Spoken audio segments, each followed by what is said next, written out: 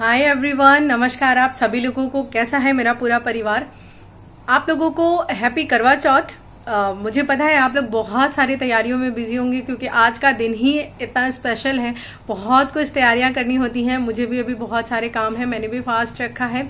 मैं जस्ट अभी नहा कर आई हूँ और मैंने सोचा कि फटाफट से आप लोगों के लिए एक वीडियो बना लेते हैं, उसके बाद फिर अपने सारे काम करेंगे क्योंकि एक बार अगर काम में लग गए ना तो फिर इसकी फुर्सत नहीं मिलेगी। खैर छोड़िए, आज मैं आपको बताती हूँ कि आज का जो टॉपिक है वो क्या है। वो बहुत ही इंपॉर्टेंट और बहुत ही ज्यादा सेंसिटिव टॉपिक है क्योंकि आपने कई बार ऐसा महिलाओं को सुना होगा, स्पेशली जिसकी सेकंड प्रेगनेंसी होती है या फिर कई बार ये जो शादी से पहले की बच्चियां हैं उनमें भी देखा जाता है। तो बहुत ज्यादा सोसाइटी में हैरानी होती है कि ऐसा क्यों हो रहा है।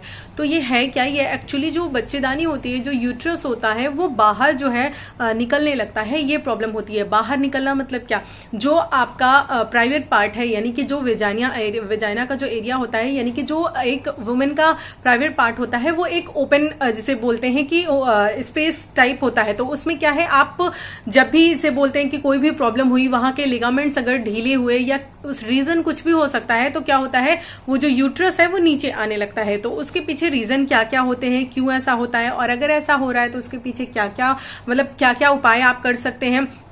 स्पेशली क्या होता है जब फर्स्ट बेबी को जन्म दे देते हैं और दूसरी बेबी के टाइम ऐसा अगर समझ में आ रहा है तो प्रॉब्लम मिसकैरेज की बहुत ज्यादा बढ़ जाती है। तो ऐसे में क्या होता है, बहुत सारे उपाय हैं जो कि डॉक्टर्स अपनाते हैं जिससे कि क्या है, हेल्दी प्रेगनेंसी आराम से हो जाती है। एंड मेरे नॉलेज में भी ऐसा पर्सनल एक्सपीरियंस है, मैं वो भी आपके साथ शेयर करूंगी। ठीक है, यानी कि इसके रीजन देखेंगे, इसके लक्षण देखेंगे कि क्या क्या लक्षण होते हैं, बॉडी में क्या समझ में आता है, सब कुछ डील करने वाले हैं। और लास्ट में फाइनली हम इसका उपाय भी देखेंगे। ठीक है, चलिए स्टार्ट करते हैं वीडियो को। वीडियो का फर्स्ट पार्ट है कि आपको कैसे समझ में आएगा, कैसे पता चलेगा कि हाँ मेरी जो बच्चेदानी है, मेरा जो यूट्रस है वो बाहर निकल रहा है। वो आपको ऐसा लगेगा जैसे आपका पेड़ू के आसपास यानी पेट के निचले हिस्से के आसपास आपको ऐसा महसूस होगा जैसे कुछ खिंचा खिंचा सा लग रहा है। ऐसा लगेगा जैसे कुछ नीचे को खींच रहा है, ऐसा आपको फीलिंग हो सकता है। तो ये एक लक्षण हो सकता है कि हो सकता है भी बहुत ज्यादा नीचे ना आई हो बच्चेदानी खिसक करके और वो अपने स्थान से थोड़ा ही स्टार्ट हुई हो खिसकना। तो ऐसे केसेस में अगर आप डॉक्टर के पास चले जाते हैं तो इसका बहुत ही अच्छा इलाज है। डॉक्टर क्या करते हैं, हल्का सा जिसे बोलते हैं नाभि के पास दूरबीन से अगर आप करवा रहे हैं तो चीरा लगाकर हल्का सा बच्चेदानी को ऊपर जो है फंसा करके उन्हें बोन से जो है बांध देते हैं, यानी उनके लिगामेंट्स को एक तरह से कह दीजिए कि बांध देते हैं। तो वो क्या होता है, स्टैब्लिश हो जाती है, वहां पर रुक जाती है। लेकिन अगर ये ज्यादा निकल रही है, कई बार तो क्या होता है, ऐसा लगता है जैसे कि कुछ नीचे आ रहा है, ऐसा महसूस होता है जैसे कि वेजाइना के थ्रू, प्राइवेट पार्ट के थ्रू कुछ नीचे आ रहा है, ऐसा महसूस होता है महिलाओं को। कई बार जब वो बैठती हैं नीचे जमीन में या फिर यूरिन करने के लिए या फिर पॉटी करने के लिए, मतलब जब भी वो नीचे बैठती हैं तो उन्हें डिफिकल्टी महसूस होती है। उन्हें ऐसा लगता है कि पैरों के बीच में कुछ महसूस हो रहा है उन्हें। और कई बार तो ये भी होता है कि जब फर्स्ट बेबी जो है वो डिलीवर हो जाता है तो सेकंड बेबी के टाइम में क्या है, ऐसा लगता है कि बहुत ज्यादा भारीपन, छोटा ही बेबी होता है लेकिन बहुत ज्यादा भारीपन महसूस होने लगता है। तो ये सारे जो लक्षण हैं ये आपको अपनी जिसे बोलते हैं कि समझ में आएगा कि हाँ ऐसा मुझे लग रहा है। तो आप समझ जाइएगा कि हाँ ये हो सकता है मेरी जो बच्चेदानी है वो बाहर आ रही हो। इसके साथ साथ और क्या क्या चीजें हो सकती हैं वो भी देख लेते हैं। कई बार क्या होता है, बच्चेदानी बाहर तो नहीं दिखाई दे रही होती है लेकिन वो अपनी जगह से थोड़ी सी खिसकी होती है। तभी क्या होता है, हमें बहुत ज्यादा सीवियर बैक पेन होने लगता है। अगर आपको बहुत ज्यादा सीवियर बैक पेन हो रहा है, आपने कैल्शियम, विटामिन डी सब कुछ लेकर के देख लिया है और इलाज करवा लिया, आपको फर्क नहीं पड़ रहा है, तो आप एक बार जरूर अपना प्राइवेट पार्ट यानी कि अपना यूट्रस का जो पोजीशन है वो भी आप एक बार जरूर चेक करवाइए। ठीक है, डॉक्टर के पास जाएंगे, इसको जो लेडी डॉक्टर हैं वो एग्जामिन करती हैं, यानी कि एग्जामिन करके ही वो आपको बता देती हैं कि पोजीशन इसकी ठीक जगह पे है या नहीं है। उसके बाद बात करते हैं कि और क्या प्रॉब्लम हो सकती है। एक और लक्षण इसमें यह है कि बार बार ऐसा लगेगा जैसे यूरिन जाना पड़ रहा है, यूरिन में जलन, मतलब यूरिन से रिलेटेड जो प्रॉब्लम है वो भी कई बार बहुत ज्यादा होती है। अगला जो है सिम्टम वो ये है कि डिस्चार्ज जो है नॉर्मली सबको होता है और होना हेल्दी है, यानी कि हर लेडी की लाइफ में जो डिस्चार्ज है वो होना बहुत ज्यादा जरूरी है एक हेल्दी बॉडी के लिए। लेकिन डिस्चार्ज भी कई तरीके का होता है, जैसे मैंने बताया है, व्हाइट डिस्चार्ज होता है, येलो डिस्चार्ज होता है, ग्रीन डिस्चार्ज होता है, तो ब्राउन डिस्चार्ज होता है। लेकिन ये सारे जो डिस्चार्ज है, व्हाइट डिस्चार्ज तो हेल्दी माना जाता है, लेकिन व्हाइट डिस्चार्ज में भी उसकी कंसिस्टेंसी जो है वो डिफर करती है। अगर वो कर्ड यानी कि दही जैसी है हैवी है, इस टाइप का अगर डिस्चार्ज है तो वो नॉर्मल नहीं होता, वो इन्फेक्शन का कारण हो सकता है। तो ऐसे में क्या होता है, जो डिस्चार्ज होता है वो बहुत ज्यादा बढ़ जाता है, तो डिस्चार्ज आपको बढ़ा हुआ बहुत ज्यादा लगेगा। उसके बाद अगला रीजन ये हो सकता है कि आपको अपने पेड़ों के आसपास या मतलब वहां पर उस एरिया में आपको है पेन महसूस हो सकता है, दर्द महसूस होता है। साथ ही कई बार क्या होता है, कुछ महिलाओं में ये शिकायत भी देखी जाती है कि ब्लीडिंग की उनको प्रॉब्लम हो जाती है। कुछ दिन रुक रुक कर उन्हें ऐसा लगता है जैसे बिना वजह, मतलब मेंसेस जो है यानी कि जो पीरियड्स आने के टाइम है वो तो अलग है, लेकिन उसके अलावा भी उनको ब्लीडिंग जो है वो देखने के लिए मिलती है। तो ये सारे आपके सिम्टम है। इतना कुछ अगर आपकी बॉडी में हैपन हो रहा है तो आप इस प्रॉब्लम की तरफ ध्यान दे सकते हो। एक चीज मैं आपको और बता दूं, जरूरी नहीं है इसमें से सारे सिम्टम आपको मिलेंगे, यानी कि जितने भी मैंने बताए ओवरऑल सब आपकी बॉडी पे फिट होने चाहिए, ऐसा जरूरी नहीं है। अगर इसमें से आपको 3 से 4 लक्षण भी दिख रहे हैं, स्पेशली आपके कमर में दर्द, डिस्चार्ज, या फिर आपको ऐसा महसूस हो कि नीचे कुछ भारी भारी सा लग रहा है, या जब भी मैं बैठ रही हूं तो मुझे डिस्कम्फर्ट हो रहा है, ऐसा लग रहा है जैसे कुछ बाहर आ रहा है, ये सारे लक्षण अगर मिलते हैं तो डेफिनेटली आपको इसके ऊपर विचार करना चाहिए, सोचना चाहिए, डॉक्टर से मिलना चाहिए। बात करते हैं इसके रीजन क्या क्या होते हैं, आखिर ऐसा होता क्यों है। एक्चुअली देखिए, जो बॉडी के और ऑर्गन है वो बिल्कुल मतलब अलग तरीके से जिसे बोलते हैं प्रकृति ने बनाया है, लेकिन ये जो आपका पूरा ओवरी है, फिलोपियन ट्यूब है, यूट्रस है एंड आपका जो पास है वेजाइना का, वो ये सब किसी और चीज से अटैच नहीं है, ये सिर्फ आपकी बॉडी में लिगामेंट से ही जुड़े हुए होते हैं। तो जब उनके ऊपर बहुत ज्यादा प्रेशर पड़ता है तो वो लिगामेंट्स क्या होते हैं, ढीले हो जाते हैं। लिगामेंट्स मतलब आप एक नॉर्मल भाषा में कोई डोरी या रस्सी समझ लीजिए, मान लीजिए ये कोई पार्ट है, इसको इधर से भी रस्सियों से बांधा गया है। अब जब ये रस्सियां जो है ये ढीली पड़ जाएंगी तो ये थोड़ा सा नीचे आने लगेगा। तो कुछ ऐसा ही शेप आपके यूट्रस का होता है, आपके बच्चेदानी का होता है। तो जब ये इधर से बंधे रहते हैं, ये रस्सियां ढीली हो जाती हैं तो वो यूट्रस आपका नीचे आने लगता है। तो 2 तरीका हो सकता है। अगर आप इनिशियल स्टेज में डॉक्टर के पास पहुंच गए हैं तो इसका इलाज है वो आप क्या करते हैं, इन लिगामेंट्स को क्या करते हैं, थोड़ा सा टाइट करते हैं, या यहां से आर्टिफिशियल लिगामेंट या आर्टिफिशियल, आप सरल भाषा में रस्सी या डोरी समझ लीजिए, लगाकर आपकी बोन से फिट कर देते हैं। तो वो क्या होता है, नीचे नहीं आता। एक तो ये होता है। दूसरा और रीजन क्या हो सकता है कि कई बार जब ये केसेस बहुत ज्यादा बढ़ जाते हैं, हालांकि उस पर हम बाद में बात करेंगे, लेकिन पहले ये हम बात कर लेते हैं कि रीजन क्या होता है। एक तो मैंने आपको ये बता दिया। दूसरा रीजन ये होता है डिलीवरी क्या है। अभी भी आप देखिए इंडिया में जो है बहुत सारे लोगों का माइंडसेट यही है कि हमें हॉस्पिटल्स में नहीं जाना है, हमें घर पे डिलीवरी करवानी है। बहुत सारी महिलाओं में होता है, स्पेशली गांव में जो है, गांव में अभी भी ऐसा देखा जाता है रूरल एरियाज में कि वहां पर वो हॉस्पिटल में नहीं जाते हैं। और डिलीवरी भी कराने का एक साइंटिफिक मेथड होता है। कई बार क्या होता है, अगर बेबी जो है वो ज्यादा वेट का है, यानी कि 4 kg या 3 kg से ज्यादा का है, और लेडी बहुत ज्यादा वीक है और उतना ज्यादा स्पेस, यानी उसके बच्चेदानी का मुंह उतना ज्यादा खुलकर, उतना एक तरह से आप कह लीजिए स्पेस नहीं बना हुआ है, तो क्या होता है, कई बार क्या होता है, वो पार्ट भी, यानी कि जो आपका प्राइवेट पार्ट है वेजाइना के आगे का हिस्सा, वो फट भी जाता है और उससे बहुत ज्यादा बच्चेदानी पर प्रेशर पड़ता है, तो बच्चेदानी जो है वो वीक हो जाती है। बच्चेदानी वीक मतलब क्या होता है, वो ढीली हो जाती है और नीचे आने लगती है।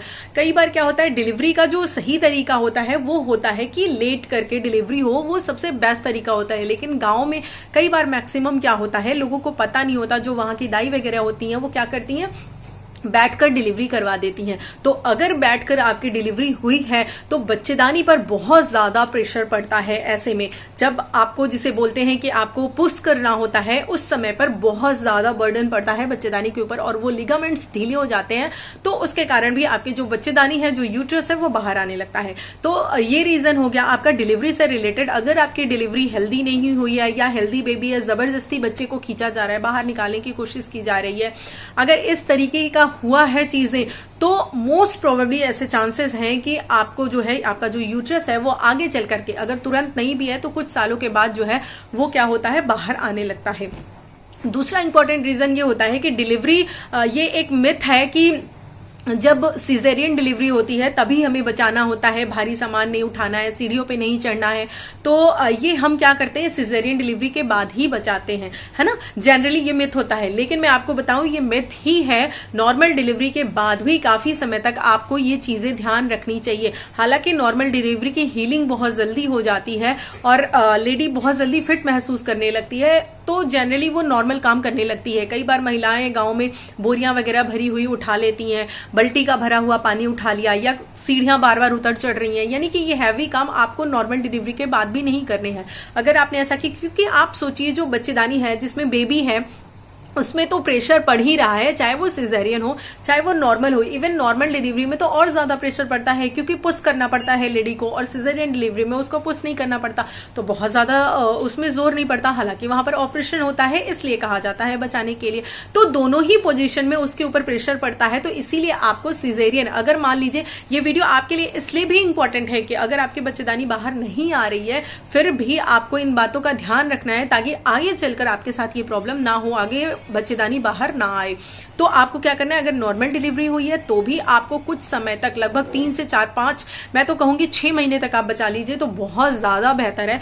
तो और ज्यादा आप बचा सकती हैं तो ठीक है, मतलब आपको एक थोड़े लंबे समय तक आप डेली रूटीन काम कीजिए, कोई प्रॉब्लम नहीं है, लेकिन हैवी चीजें मत उठाइए, कुछ ऐसा प्रेशर मत लगाइए कि वो प्रेशर डायरेक्टली आपके यूट्रस पर जाए। तो दूसरा रीजन ये हो जाता है जब महिलाएं डिलीवरी के बाद इन चीजों का ध्यान नहीं देती, यानी कि वजन उठाना आप कह सकते हैं। दूसरा रीजन वजन उठाना हो सकता है।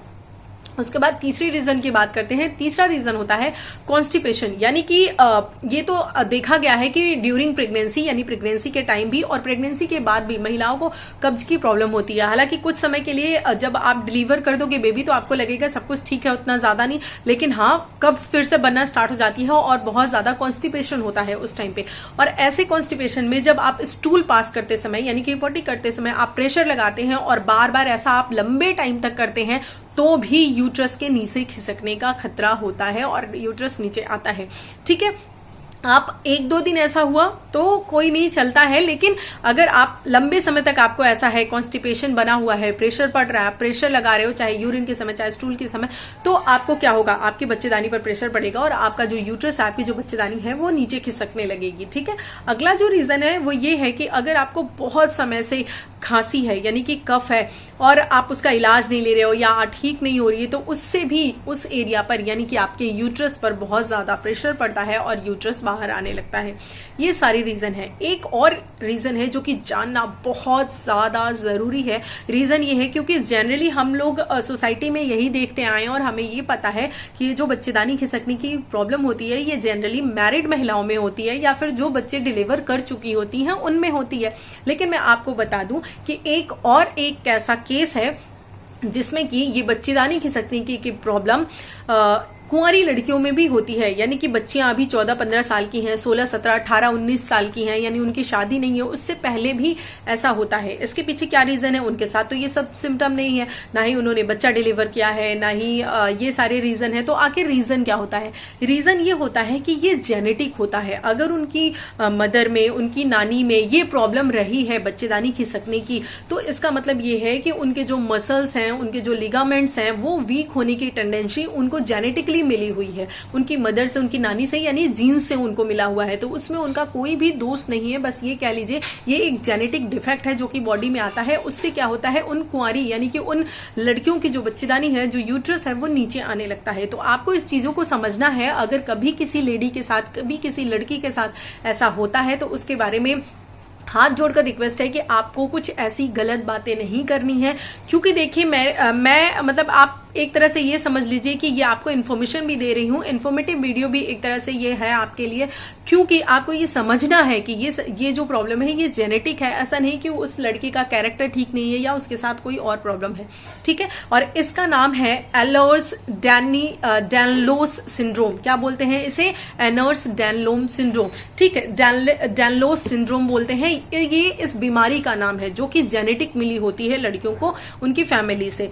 अगर ऐसा है तो उनकी मसल्स वीक होती हैं और वो क्या होता है, उनकी बच्चेदानी बाहर आने लगती है। तो इतने कारण हो सकते हैं बच्चेदानी बाहर आने के। मैंने आपको लक्षण बता दिया, मैंने आपको कारण बता दिया कि क्या क्या लक्षण आपको दिखाई देंगे आपकी बॉडी में। दूसरा, मैंने आपको बता दिया कि क्या क्या रीजन हो सकते हैं, क्या क्या कारण हो सकते हैं कि बच्चेदानी बाहर आती है। ठीक है, उसके बाद अगला मैं आपको बताने वाली हूं कि उपाय क्या है, आपको करना क्या चाहिए। देखिए, वैसे तो हर महिला को जो कि जिसके मेंसेस स्टार्ट हो गए हैं उसको कीगल एक्सरसाइज करना चाहिए। कीगल एक्सरसाइज आप गूगल पे सर्च कर सकते हैं, अदरवाइज मैं अभी आपको लास्ट में बता भी दूंगी कि कीगल एक्सरसाइज क्या होती है और कैसे किया जाता है। ठीक है, तो कीगल एक्सरसाइज जो है वो करना है, और डेफिनेटली उन महिलाओं को तो जरूर करना है जिन महिलाओं ने बेबी को बर्थ दिया है, चाहे वो सिजेरियन है चाहे वो नॉर्मल है। हाँ, आप अपने डॉक्टर से ये जरूर पूछ सकते हैं कि मैं कब से कितने दिन बाद स्टार्ट कर सकती हूँ, लेकिन ये आपको डेफिनेटली करना ही करना है। उससे क्या होता है, जब आप कीगल एक्सरसाइज करते हो तो वहां के जो लिगामेंट्स हैं वो हेल्दी रहते हैं, मसल्स हेल्दी रहते हैं, और कई बार क्या होता है कि वेजाइना लूजिंग की भी अगर प्रॉब्लम आती है अंदर से तो वो भी टाइट होती है, और आपको ये कहूं कि बच्चेदानी जो है वो अपने प्लेस पे रहती है। तो कीगल एक्सरसाइज एक बहुत ही बेहतरीन एक्सरसाइज है, इसको डिलीवरी टाइम में भी करवाया जाता है, तो यानी कि ये औरतों के लिए बहुत ही ज्यादा हेल्दी एक्सरसाइज है, तो इसको आप आराम से कर सकते हो। ठीक है, अगला आपको क्या करना है ये मैं बता देती हूँ। अगला है कि अगर, जो कि मैंने अभी डिस्कस भी किया था, कि अगर आप इनिशियल स्टेज में हो, यानी कि शुरुआत में ही आपको पता चल गया है, हालांकि ये बहुत कम होता है, लेकिन अगर आपको पता चल गया है कि आपके साथ ऐसा हो रहा है, आपको लक्षण है बच्चेदानी बाहर आने का, तो तुरंत डॉक्टर से मिलिए। और उस समय का जो उपाय होता है वो बहुत आसान होता है। दूरबीन से वो डॉक्टर जो है, जैसा कि मैंने बताया, बोन से लिगामेंट्स को कर देते हैं, तो क्या होता है, बच्चेदानी बाहर नहीं आती है। ठीक है, उसके बाद क्या होता है, अगला जो आता है जो कि होता है ऑपरेशन। ऑपरेशन भी दो तरीके का होता है। अगर आपकी फैमिली कंप्लीट नहीं है, ठीक है, अगर आपकी फैमिली कंप्लीट नहीं है तो उसके लिए अदर प्रोसेस होता है। अगर आपकी फैमिली कंप्लीट है तो भी दो तरीके का ऑपरेशन होता है।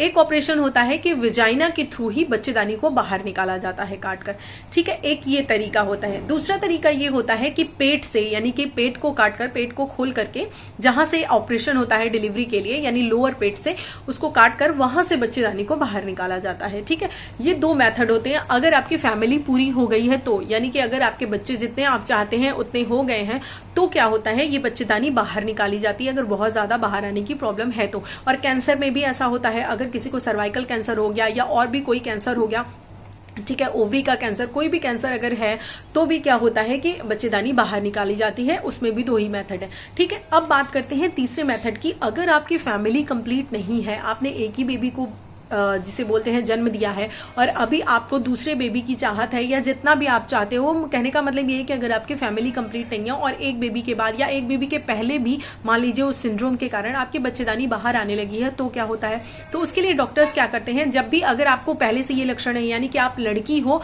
और आपको ये जेनेटिक मिला हुआ है अपने माता से, तो आप क्या कर सकते हो, आप जिसे बोलते हैं कि अपने मतलब डॉक्टर से पहले ही आपको मिल लेना है। यानी कि जब आप कंसीव करने की कोशिश कर रहे हो उस समय ही आपको डॉक्टर से मिलना है और उनको बताना है कि मेरे साथ ये प्रॉब्लम है, तो वो आपको बताएंगी कि मतलब कंसीव करने के कितने दिन बाद आपको आना है। तो वहां जाकर आपको क्या करना है, बच्चेदानी का जो मुंह होता है, आप जब डॉक्टर के पास जाओगे तो डॉक्टर क्या करते हैं, बच्चेदानी के मुंह पे, मान लीजिए ये बच्चेदानी है, ये ऊपर का शेप है और नीचे ये है, तो ये क्या होता है, ये कई बार यहाँ पर डॉक्टर क्या करते हैं, छल्ला लगा देते हैं, यानी कि इसको इस तरह से थोड़ा सा टाइट कर देते हैं, बांध देते हैं।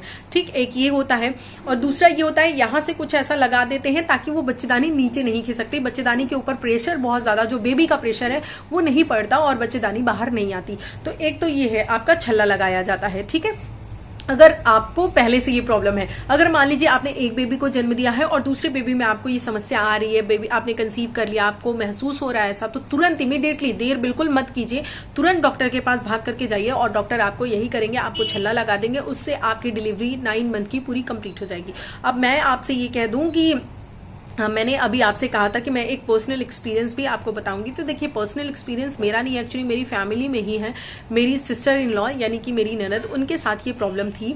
और उनका रीजन ये हुआ था कि उनका बर्थ, यानी बेबी का जो बर्थ है वो तो सही तरीके से हॉस्पिटल में हुआ था, फर्स्ट बेबी, लेकिन उसके बाद उन्हें पता नहीं था और उन्होंने बहुत ज्यादा हैवी काम कर दिया था, यानी कि काफी वेट वगैरह उठा दिया था। तो उससे क्या है, उनकी बच्चेदानी बाहर आने लगी थी। तो जब उन्होंने दोबारा कंसीव किया तो वो डॉक्टर के पास गई, तो डॉक्टर ने उनके लिए वही किया कि उनको छल्ला लगाया, उनके बच्चेदानी के मुंह पे छल्ला लगाया और नॉर्मली उनका दूसरा बेबी बिल्कुल आराम से बच्चा जो है वो हो गया। ठीक है, यानी कि कोई प्रॉब्लम नहीं हुई। तो मैं आपको यही बता रही हूँ कि अगर आपके साथ ऐसी डिफिकल्टी है तो घबराइए मत, परेशान मत होइए, डॉक्टर के पास जाइए, इसका सॉल्यूशन है। वो हो जाएगा। अब मैं आपको ये बताने वाली हूँ कि कीगल एक्सरसाइज कैसे करते हैं, इसके बाद हम वीडियो को एंड करने वाले हैं। तो माय डियर, कीगल एक्सरसाइज करते समय आपको बहुत ही इजी है, आप इसको कहीं भी कर सकते हो, आप कहीं भी बैठे हो, किसी से बात कर रहे हो, कुछ भी कर रहे हो, मतलब किसी भी पोजीशन में आप कर सकते हो। इतनी जिसे बोलते हैं कि सेफेस्ट एक्सरसाइज है ये। इसको करने के लिए आपको करना क्या है, नॉर्मली आप बैठे हुए हो या किसी भी पोजीशन में हो, जस्ट आपको करना है, जब आपको किसी जगह पे आप होते हो, मान लीजिए आप किसी पार्टी में हैं, बस में हैं या कहीं भी हैं, आपको बहुत तेज से यूरिन आई हुई है और आपको यूरिन को रोकना है, होल्ड करना है। आप कर तो सकते नहीं बस में, तो आप क्या करते हो, यूरिन को होल्ड करते हो ना। तो बिल्कुल उसी तरीके से जैसे आप यूरिन को होल्ड करते हो या प्रेशर आता है तो उसे खींचते हो, बिल्कुल उसी तरीके से आपको एक तरह से कह लीजिए अपने प्राइवेट पार्ट्स को अंदर की तरफ खींचना है, फिर थोड़ी देर के लिए होल्ड करके रखना है, फिर उसको छोड़ देना है, फिर अंदर की तरफ खींचना है, फिर थोड़ी देर के लिए होल्ड करके रखना है, फिर छोड़ देना है। ये आप नॉर्मली बैठे बैठे भी कर सकते हो। ठीक, आप मेरे वीडियोस देख रहे हो, मुझसे बातें कर रहे हो या कुछ भी, कभी भी किसी भी टाइम आप इसको आराम से कर सकते हो। तो ये देखिएगा बहुत ही ज्यादा अच्छा इफेक्ट आपको देगा। अगर आपकी डिलीवरी हुई है तो जरूर आपको करना चाहिए ये। तो ये वीडियो जो था वो सबके लिए इंपॉर्टेंट था, जिसकी बच्चेदानी बाहर आ रही है उसके लिए भी, जिसकी नहीं आ रही है उसको भी ध्यान देना है कि क्या क्या करें ताकि बच्चेदानी बाहर ना आए।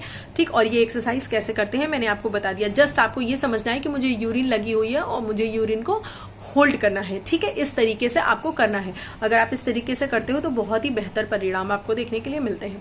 तो ये हो गया ऑल अबाउट बच्चेदानी अगर बाहर आती है तो क्या रीजन है, क्या लक्षण है, क्या उसके उपाय हैं, ये मैंने आपको बता दिया है। अगर आपको वीडियो अच्छा लगा हो तो वीडियो को लाइक करिएगा। और हाँ, अगेन आप सभी लोगों को करवा चौथ की बहुत सारी शुभकामनाएं। बहुत आराम से, बहुत अच्छे से अपना करवा चौथ मनाइए, हैप्पी रहिए, हस्बैंड के साथ टाइम स्पेंड करिए। लेकिन मैं आपको साथ ही साथ एक चीज और बताऊंगी कि इस दिन को हम जनरली क्या करते हैं, करवा चौथ को सिर्फ इधर उधर मस्ती मजाक में निकाल देते हैं। एक्चुअली ये सिर्फ मस्ती मजाक का त्योहार नहीं है, ये एक बहुत बड़ी पूजा का भी त्योहार है। यानी कि आपको या फिर मॉर्निंग में अगर आपके हस्बैंड के पास टाइम है तो मॉर्निंग में जब आप नहा धोकर आते हो तो पहले क्या है, दोनों लोग साथ में बैठिए और जो करवा माता होती हैं उनकी इमेज जो है सामने रखिए और वहां पर पूजा कीजिए। चाहे आप गायत्री मंत्र का पाठ कीजिए और नहीं तो महामृत्युंजय मंत्र का पाठ कीजिए, या जो भी आप कर सकते हैं। कई बार तो देखिए बहुत सारे टिप्स एंड ट्रिक्स भी बताए जाते हैं कि हस्बैंड एंड वाइफ के रिलेशन को रखने के लिए कौन सा मंत्र अच्छा है। स्पेशली अगर आप गणपति जी यानी गणेश जी की पूजा आज के दिन करते हैं और गणेश जी का मंत्र पढ़ते हैं तो बहुत ही बेहतरीन होता है। हालांकि आज चंद्रमा की, करवा माता की, गौरी की यानी कि वही, और गणेश जी की पूजा होती है। तो अगर आप गणेश जी का कोई मंत्र जप करते हैं तो भी बहुत अच्छा है। तो दोनों लोग कीजिए। अगर सुबह टाइम नहीं है, नहीं कर पा रहे हैं तो रात में करिए। 11 बजे से 1 बजे के बीच में बहुत ही अच्छा टाइम होता है, उस समय कॉन्सेंट्रेशन हाई लेवल पर होता है, तो उस समय आप पूजा कीजिए। यानी कि इस दिन को सिर्फ आप ऐसे ही मस्ती में मत सेलिब्रेट कर दीजिए, खाना बनाना ये वो करना, सजना संवरना नहीं, थोड़ा सा पूजा पाठ में भी मन लगाइए। इसका आध्यात्मिक महत्व बहुत ज्यादा है, तो आप ये कर सकते हैं। और मिलूंगी मैं अगली वीडियो में, तब तक के लिए bye bye and take care.